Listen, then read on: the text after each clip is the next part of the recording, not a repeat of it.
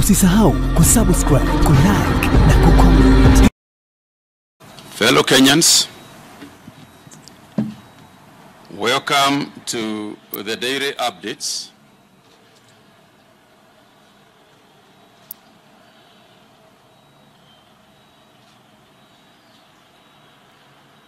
On the current status of the coronavirus disease outbreak in Kenya. In the last 24 hours, a total of 81 samples from suspected cases of the disease have been analyzed in our various laboratories. Out of the 81 samples, we have received confirmation of 7 people who have tested positive for the coronavirus disease. They include 4 Kenyans, 2 Congolese nationals, and 1 Chinese national. 3 are female and 4 males. This now brings to 38 the number of those who have tested positive for the virus in Kenya. Out of the 7, 4 had a history of travel from countries with active transmission. 1 had traveled to Mombasa, or 2 did not actually have a travel history but come from contacts.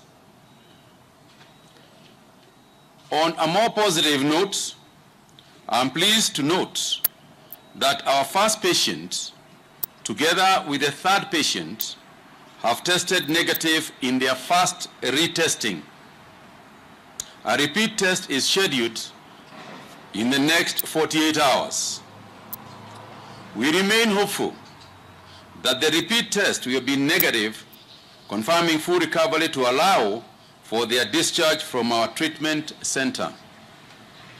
The 2nd patient turned negative, as we already announced to you, and was discharged from our hospital. All the 7 confirmed cases are from Nairobi County. This now puts Nairobi County as leading with 28 cases of those who have so far turned positive. Kilifi with 6, Mombasa with 2, while Kajiado and Kwale have 1 each. Out of the 38 cases, 21 are male, while 16 are female. Tracing of contacts for the 38 confirmed cases is ongoing. The total number of close contacts that we have so far been monitoring stands at 1,141. Out of this number, 163 have been discharged after completing the mandatory 14-day follow-up period.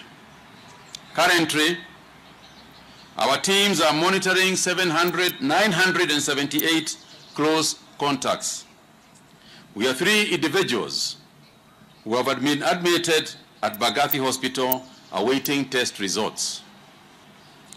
To date, we have now tested 833 persons for the disease. As we informed you, from tomorrow, we shall embark on a mass testing for those persons who arrived in the country last week and are currently under mandatory quarantine. This will be done in line with the World Health Organization guidelines on testing for the virus. Due to the seriousness of the coronavirus disease and its potential strain on our healthcare resources, it has been deemed necessary for the government to institute mandatory quarantine for all those who have tested positive and their contacts.